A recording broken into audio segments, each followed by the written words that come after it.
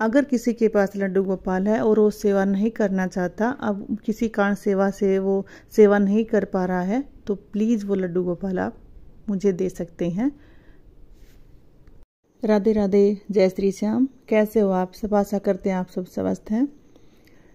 तो भाई आज की कहानी एक सच्ची घटना पर आधारित है। और भाई मैं सबसे हाथ जोड़ के निवेदन करती हूँ कि भी अगर कोई लड्डू गोपाल को नहीं मानता या उसको भी ले आता है, उसकी सेवा नहीं कर पाता, तो उसको कभी भी कूड़े के डिब्बे में या कहीं बाहर उसको फेंके मत। अगर कोई ले आता है और वो सेवा नहीं कर पाता, कई बार ऐसे घर में मजबूरी हो जाती है कि कोई नहीं मानता और वो सेवा नहीं कर पाता है, लेकिन उसको या तो लेकर मत आओ बिना पूरी कहानी को जाने, बिना ये सोचे, बिना समझे कि भी हमें क्या करना होता है लड्डू गोपाल लाने के बाद।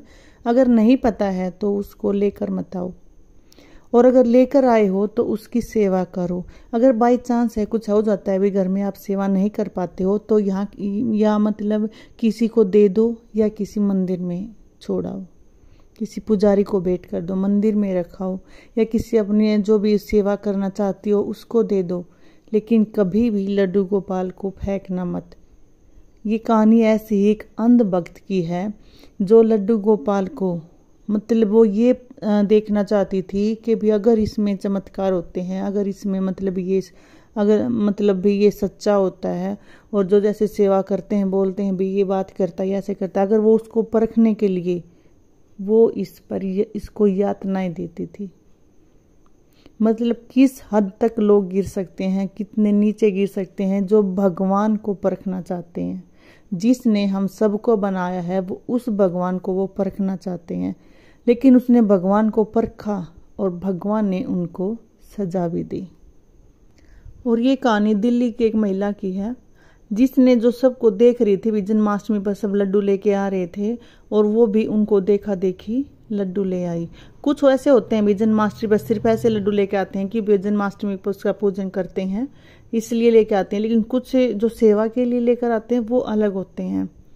तो वो सबके देखा देखी लड्डू गोपाल अपने घर ले आई कि वो भी लड्डू गोपाल की सेवा करेगी, और उसने की भी। उसने जब शुरू में लड्डू गोपाल लेकर आई तो उसने जो चाव था उस चाव में उसने लड्डू गोपाल की सेवा थोड़े दिन की भी।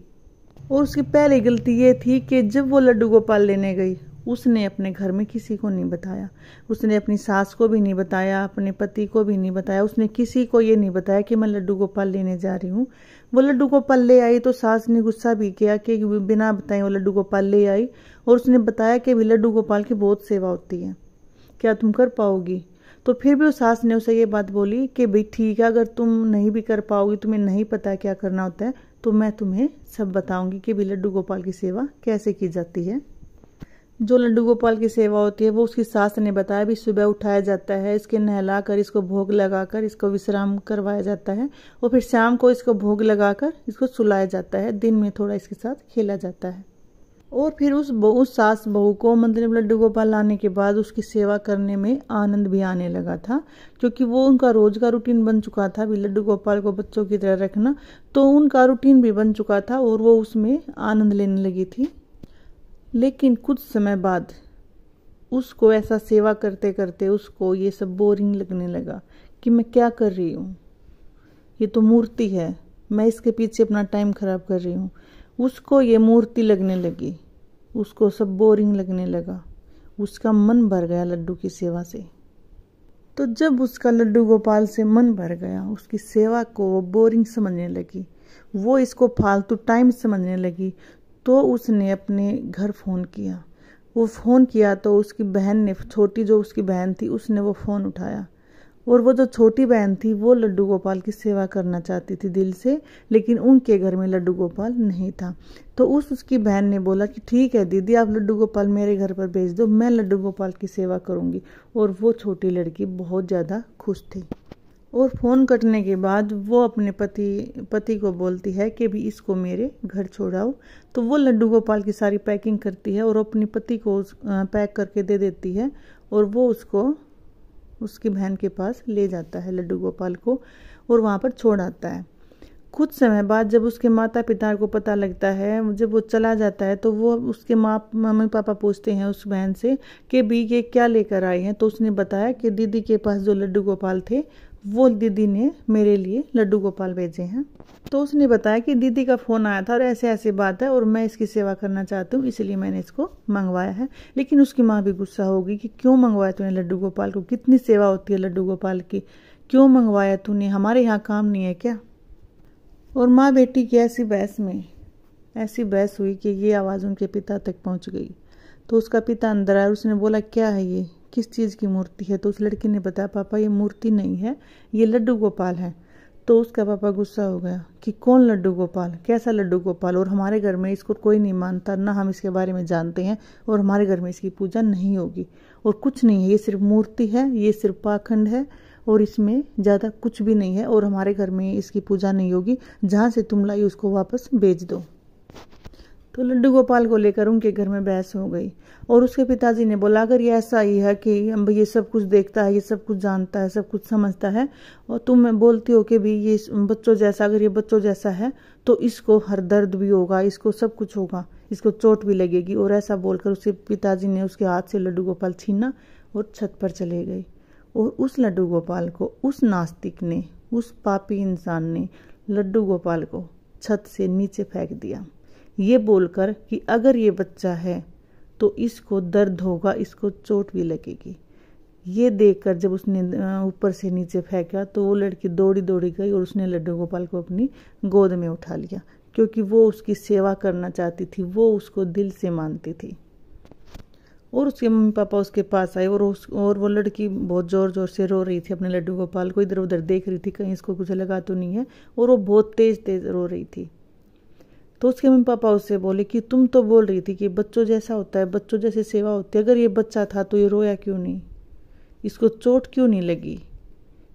उन्होंने उससे बोला कि ये मूर्ति है, ये कुछ भी नहीं है, ये तो रोया नहीं, इसको चोट भी नहीं लगी, ये नहीं हुआ, वो नहीं हुआ। और वो लड़की उस लड़की के आंसू रुक ही नहीं रहे थे, अपने लड्डू गोपाल को वो गोद में उठाई हुई थी और वो लड़की बहुत ज़ोर से रो रही थी।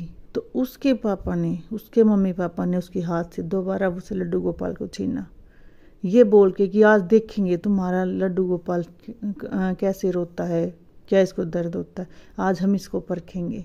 उन्होंने उसके हाथ से दोबारा उसको छीन लिया और धरती पर उसको रगड़ने लगे जोर से, उसको मारने लगे, उसको पटकने लगे ज़मीन पर, उसको रगड़ने लगे। और वो लड़की उनसे भीख मांग रही थी, उनसे अपना लड्डू गोपाल मांग रही थी। वो अपने मम्मी पापा के पैरों में गिड़ा कर रो रही थी कि मुझे लड्डू गोपाल दे दो, इसको इतना मत मारो, मुझे लड्डू गोपाल दे दो।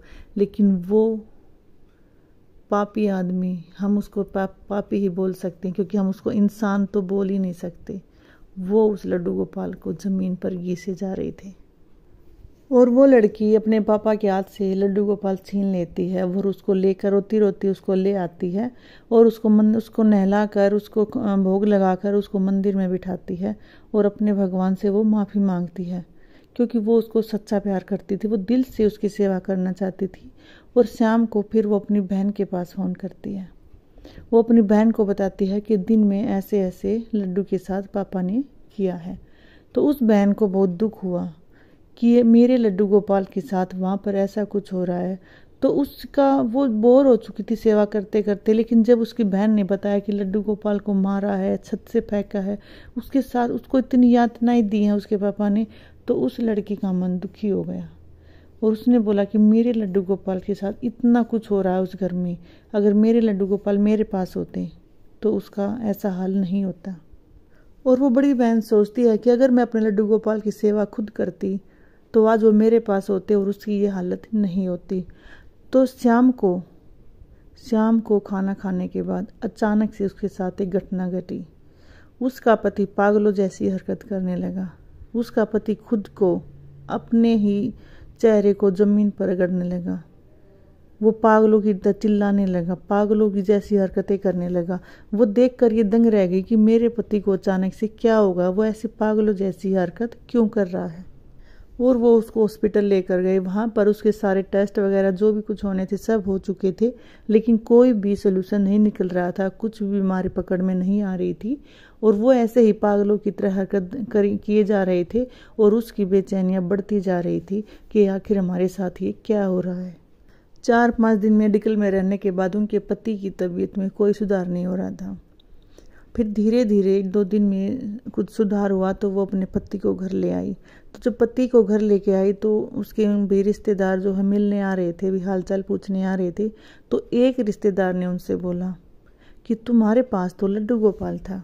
उस रिश्तेदार ने उनसे पूछा कि जब तुम 4-5 दिन हॉस्पिटल में थी तो तुम्हारे लड्डू गोपाल की सेवा कौन कर रहा था। उसको ये बातें सुनकर उसको सारी बातें याद आ जाती हैं कि उसके लड्डू गोपाल के साथ उसके मम्मी पापा ने वहाँ घर पर उसके साथ क्या क्या किया था। और ये बात सुनकर जब उसको सब कुछ याद आ जाता है तो वो शाम को ही अपने घर जाती है और लड्डू गोपाल को वहाँ से ले आती है। और जब 2-4 दिन लगातार वो रूटीन से ऐसे ही जब लड्डू गोपाल की सेवा करने लगी तो उसकी पति की तबीयत खुद ब खुद सुधरने लगी। तबीयत में काफ़ी हर रोज़ सुधार होने लगा और 4-5 दिन के अंदर उनके पति बिल्कुल ठीक हो जाते हैं। तो वो जो उसके मम्मी पापा थे उनको भी ये एहसास हुआ कि हाँ भी उन्होंने कितनी बड़ी गलती की है लड्डू गोपाल के साथ ऐसा करके। जैसा लड्डू गोपाल के साथ उन्होंने किया था वैसा ही उनके घर पर हो गया, क्योंकि वो लड्डू गोपाल को लेकर आई थी। उसके कारण लड्डू गोपाल को इतना कुछ सहना पड़ा है। और वो लड्डू गोपाल को रोज़ चंदन का लेप लगाती, क्योंकि इतने ऊपर से वो गिराया था, उनको चोट लगी थी। वो रोज़ लड्डू गोपाल को लेप लगाती और उनकी पूजा करती, उनकी सेवा करती और उनका घर खुशियों से चहकने लगा।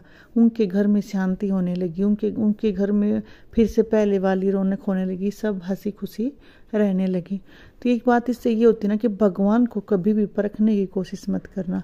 ज़रूरी नहीं है कि हर कोई लड्डू गोपाल की सेवा करे, हर कोई लड्डू गोपाल को लेकर आए, पर अपने लड्डू गोपाल को कभी भी परखने की कोशिश मत करना। राधे राधे।